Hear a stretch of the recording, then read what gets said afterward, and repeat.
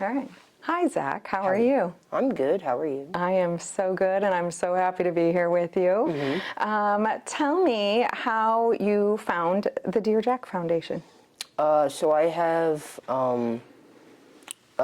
back home in Stony Brook, there's a child life specialist who tries to connect us with as many foundations and stuff to help us, as well as helping us connect to Make-A-Wish or any other things that could help out kids. So she connected me with you because unfortunately I already used my Make-A-Wish and things like that, and I wanted to have a certain wish granted, and she connected me with you guys. Do you want to give her a shout out? What's her name? Miss Lauren, so Lauren Sharaby. Yay, Miss Lauren. But we all call her Miss Lauren. Miss Lauren, I love it. She is Shout amazing. out to Miss Lauren. Tell everybody, please, what your wish is. So my wish is to kind of help fulfill my dream, which is create games for not students, but young adults and kids who are going through tough times, such as depression, illness, anything really, because video games for me always really helped me get through everything that I've been through. So creating games for others is just a way to pay it forward. How do you know? Tell me how your background with RIT. So I went here for 4 years, or I went here for 3 years and a semester before I got sick. I guess before all that, I was really interested in game design, and they were a top school rated for this, and they were able to give me a lot of scholarships and things like that, so I was able to come here. Because you're super smart and super cool. Yeah, I guess. I'll say it. You're super smart and super cool. Tell me what's happening. I overheard in the car. What's happening in a month with you and RIT? Oh, I'm gonna be able to graduate with a special honorary certificate, even though I didn't get to finish all my classes and my last internship. So that's really cool. That's very cool, and you should be very, very proud of that, because that is an amazing accomplishment for anyone. But for someone, like I said earlier, for someone that's been through everything you've been through, that's just absolutely unbelievable. So tell me, what is your dream for this project? I know we have this big weekend coming up, and we have all these great students that are going to create some animation and video game stuff for us. But what's your dream for what happens next? Well, I guess in a long-term kind of question would be more people see this and try to make their own things and help pay it forward as well. Kind of letting this be the spark to other things that could happen. Maybe RIT does this annually. Maybe other schools pick it up. Other creators in mind pick it up, because a lot of them don't know the full impact of what they create, and it's I just want them to all see it, I guess. And I'm a prime example of what they do pays off for kids like me. Or young adults like me now. You are a young adult, and I'm just going to take a sidebar and say you make my heart happy. What questions do you have? So many people ask for stuff. It's kind of Right. make as many Lots of worlds stuff as you can, kind of. The story keeps it open. Where did you so it find depends it in on, yourself to how much really you say, in the hospital room. I First, want to do something for maybe others? just bed or Because chair, that in these days is a pretty what are big the thing. things that- Well, I wanted to fulfill my dream, and having something physically is not really my dream. Having a big house or having a new phone or having this, that, or the other thing is not part of my dream. Part of my dream is to help others, because the same way this kind of stuff helped me. The hospital bed, the IV bags, what are the things that take your blood pressure? And What are you gonna? So you can get your certificate. Mm-hmm. Okay. What are you gonna do Hopefully with it's still equivalent to an actual degree. So, I mean, at the end of the day, I hope I could get a job at a small company or even a big company and keep creating games and stuff to like help pay it forward, like I said. So do you want to do the game design? So what is your kind of your specialty area in all this? So even being like a game designer, I'm not great at like coding, but I have like, I can do a little bit, but I love like the creative aspect where you like make all the stories and you make all like the world building. That's really fun. I love writing worlds and things like that and creating like a bunch of other like environments and like 3D modeling and like level design, things like that. But I also, the animation aspect of this jam is like anime and like cartoons also like help kids and me especially like, get through stuff. So like reading manga or comic books or anime or watching anime, stuff like that, that also helped me. So that's why I wanted to make this like an animation jam part as well, because that's another thing. There's simple watching videos that helps kids get through. It's digestible, things like that. Awesome. What's your favorite manga? I really like Hunter x Hunter or Hunter x Hunter. It's I think it started in like 2011. The remake of the animation started like 2011 and then finished in 2014. So it's relatively newer, so it looks pretty good. Yeah. How are you looking So, to yes, I'm not answering all these questions. tomorrow So I'm just and gonna over the let, weekend? What are your thoughts on what you're going to contribute to the other jammers who are creating for you? Where do you see yourself in like helping out to help make your dream come true with these other teams? Well, I like hearing out everyone's ideas and then like providing more like getting the courage, info or experience, ideas, things like that, on like what they want to create. And like it's kind of like the same job as like what a professor would do, in that, hey, I want to create this, and then you just like list off ideas and other like topics and things like that, and give people more inspiration, like, hey, look at this, hey, look at that, what do you think about this? Because ultimately I want everything that they create to be their own creation, but like to give people ideas and like places to run, like a starting point would be cool.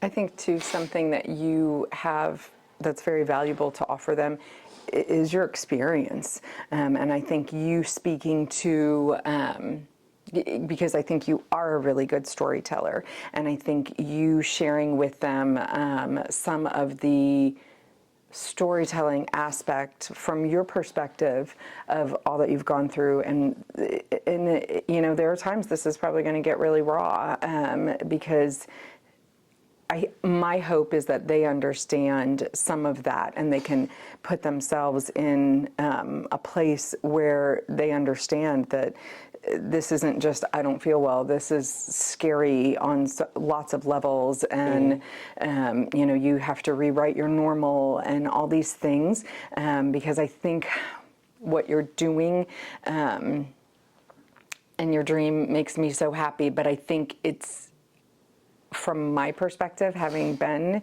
working with the AYA community for the last 6 years, I think that this is, the potential of this is really huge, because you are telling a story. There are 89,000 adolescents and young adults diagnosed with cancer every single year, and you are telling a story that every single one of them can relate to and have sat in that ick and in that space. And I think that this is such an incredibly powerful gift, that you are not just fulfilling your wish, but that you are giving to a community that is very underrepresented and not spoken for very often. So kudos to you for being a voice. And I think that's really an amazing, special thing. So I just wanted to say thanks, because I think that this is a special thing that we're going to create with your voice behind it. So thank you for creating that opportunity for us to do this. This is Just really, really cool. Well, thank you for helping us. This is where we say thanks, Scott, because all Susan did was pull out her phone and text Scott and say, hey, so I have this kid. And Scott ran with it from there. So thank you, Scott. We need to bring more awareness to childhood cancer too, because nobody likes to think of children having cancer. And since Zachary was sick the first time, my saying has always been, no child should have to fight for their life while cancer tries to steal it. No child should have to deal with this. I've watched babies, newborns. You know, as the mother, you get to walk around the ward and see all the other kids, and it's horrifying.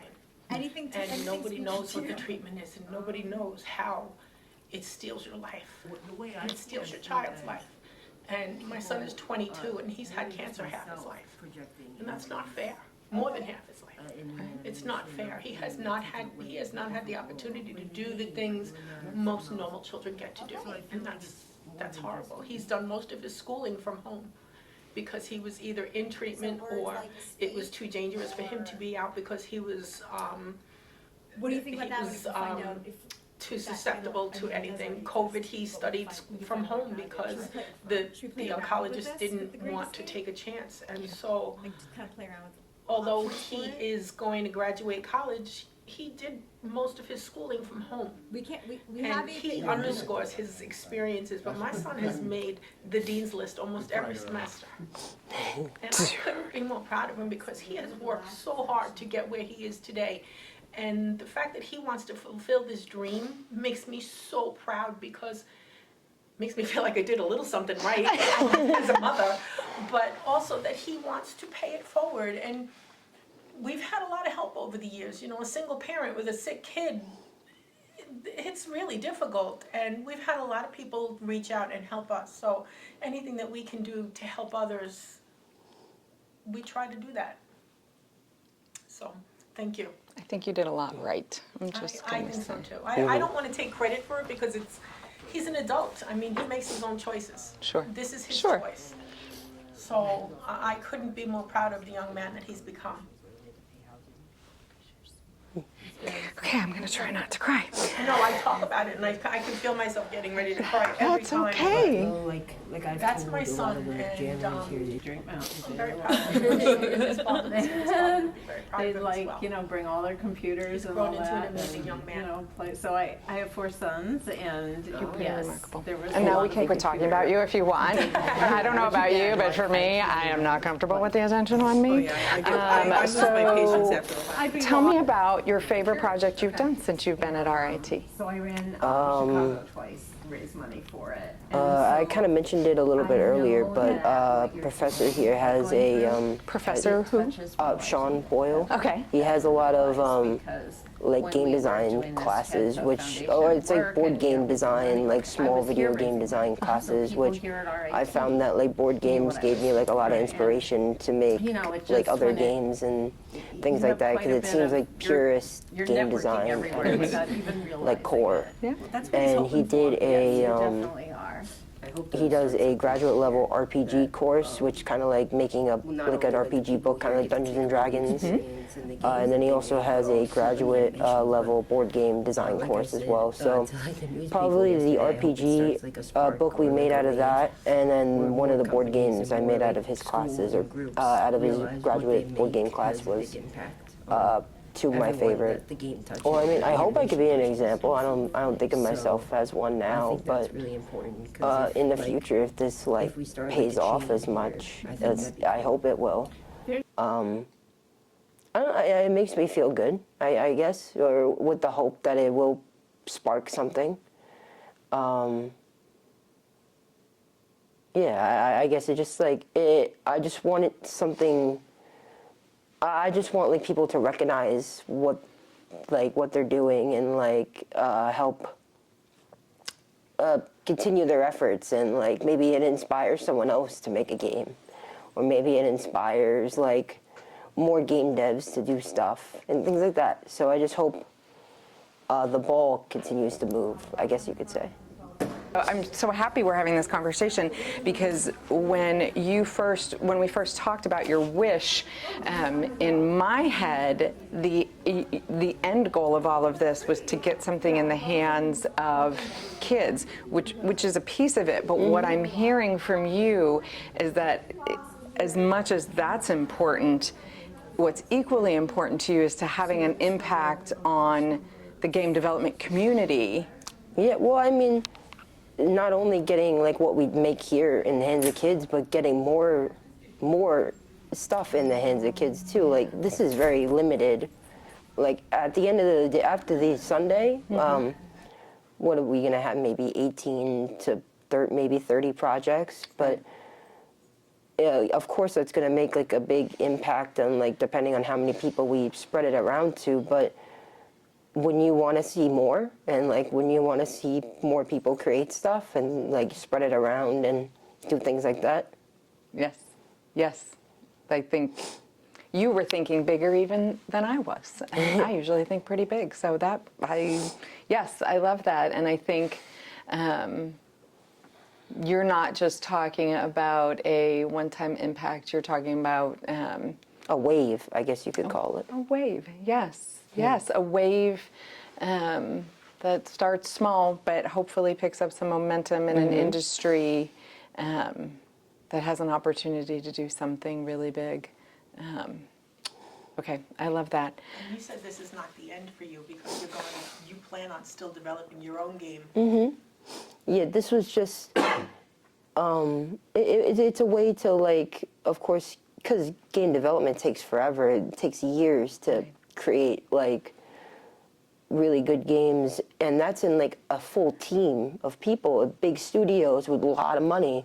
Me by myself, it's not, like, it's kind of like a tall mountain to climb. But, like, in this kind of aspect where it's, like, a jam to, like, design a whole bunch of things as fast as you can in, like, small teams and make cool little projects to show everyone. Hopefully it starts something where more people create stuff and more jams happen and more companies take a hold of this. And who knows, maybe you'll find a company that wants to back you because the CEO is a childhood cancer survivor and knows what it's like and wants to do something to give back to children with cancer. Or even children who have been through the grief of losing a parent like you have. You never know how far this will go. Like I said, hopefully a wave. Yeah. So let me ask you this. I got the call from Susan. Couldn't believe that she's telling you about you. And she goes, "Oh, by the way, he's an RIT student." Go figure, right? How do you feel about the way they've embraced all of this? I mean, this is a little out of their wheelhouse, right? To do something like this. How do you feel about what their choice to help make this come true for you? I guess I feel really good because they're treating a student of theirs like in their dream and their like goals and stuff. Like a family member. Like a family member. They've done a lot for you this year. They've helped me out with like a lot of the money things that like went on after after I had to like not continue the rest of my semester because of my sickness. They've welcomed this project with like open arms, so it makes me feel really good, like about like this community, this like tightly knit kind of thing that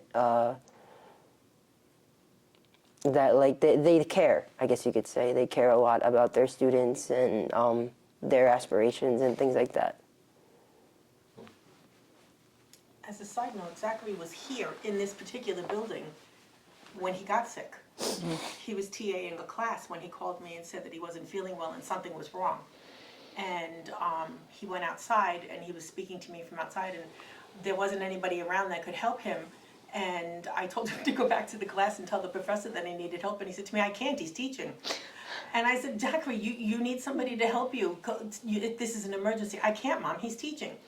So I told him to hang up with me and call 911 and then call me back, and that's what he did. And he literally, when the ambulance got here, the EMT was speaking to me on the phone, and outside on the patio, he literally passed out and started vomiting, and they took him to the hospital by ambulance. So he was in this building when he was sick, when he got sick.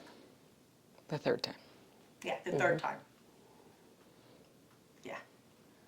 Yeah, and I introduced my son as Mr. Complication. That's his middle name because he's had every complication that he could have under the sun with cancer. Every complication.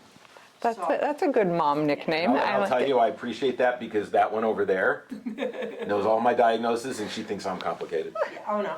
Everything that could go wrong has gone wrong, and he's still here and he's still fighting. So My complication, she says, with love. It's only a mom Yes. can do. you met my son, Mr. Complications.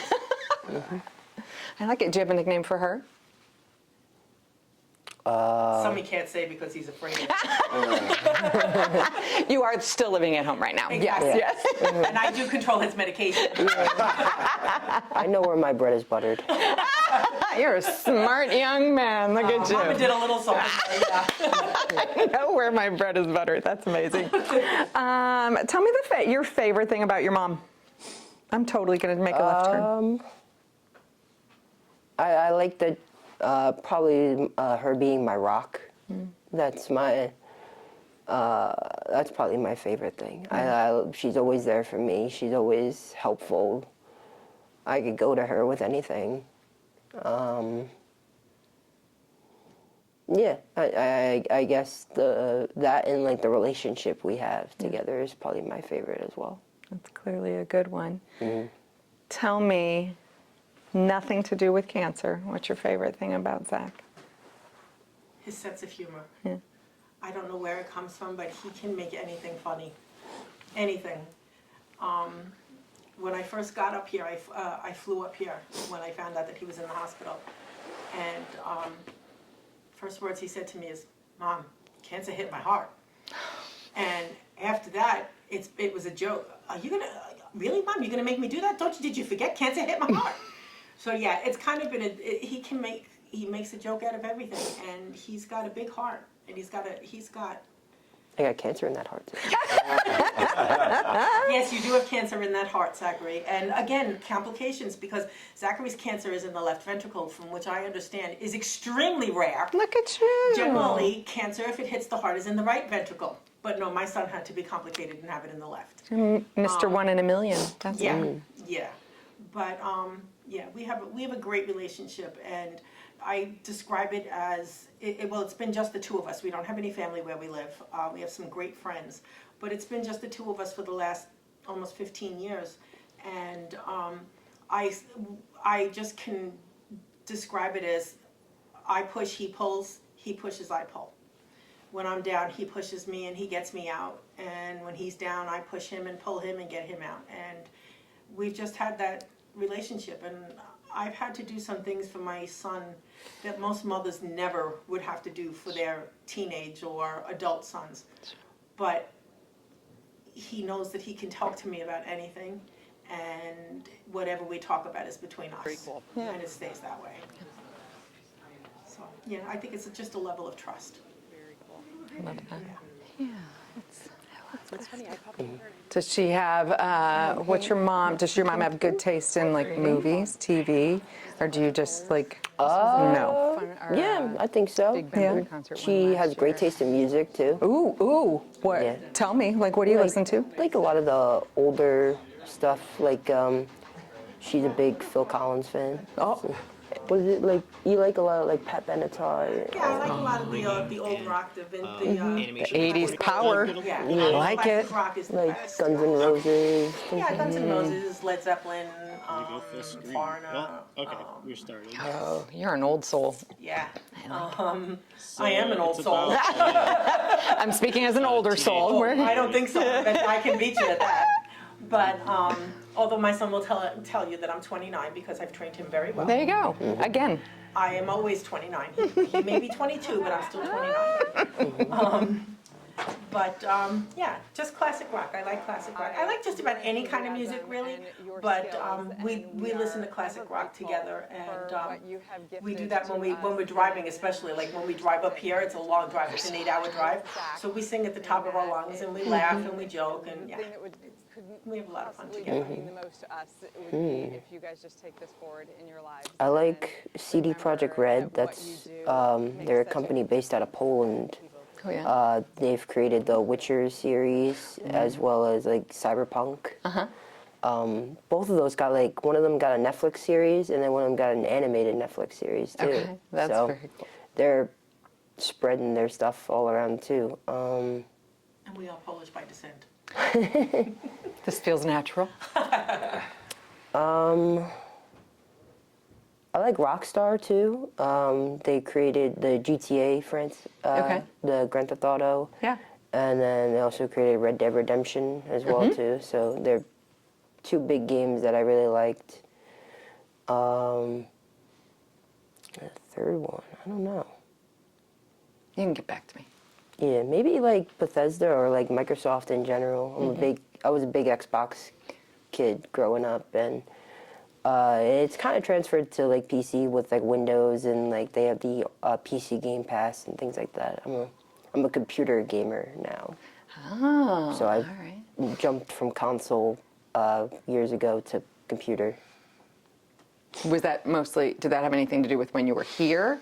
Like you saw that it was an upgrade, or you did that? No, I did it, well, I mean, maybe a little bit. I upgraded the summer, like July, August of COVID. So after that March whole thing kind of settled down, I was just working, and I had, we all kind of, me and my friends, and we all jumped to PC gaming, so. What's your favorite RIT moment, memory? I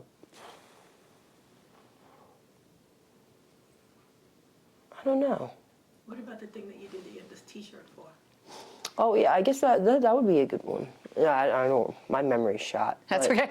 We did Imagine RIT. I saw posters for it around because that usually happens at the end of the year. Yeah. Around that time, where everyone presents like games and like things that they worked on, like capstone projects and stuff like that to local people around the area, as well as students who want to attend and things like that. So last year we presented our board games there.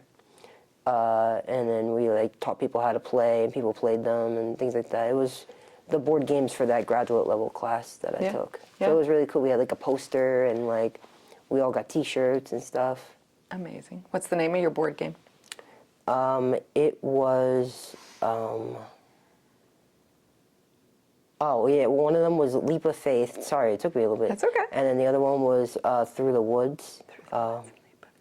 So we like our little animal games. Yeah. Except Leap of Faith was like a cult kind of like amphibian thing. Okay. So like a religious kind of cult amphibian board game, and then the other one was like Wait, explain. So like the frogs made a cult?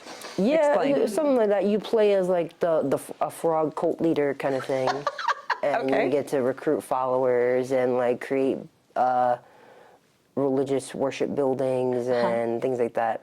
For the frogs? Yeah. I love this so much. Okay.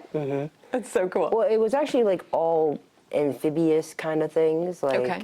I think there was like an axolotl and like a whole bunch of like the newts and Because every good game toads. has an axolotl. I'm just saying. They're cool looking creatures. They are very cool looking creatures. All right.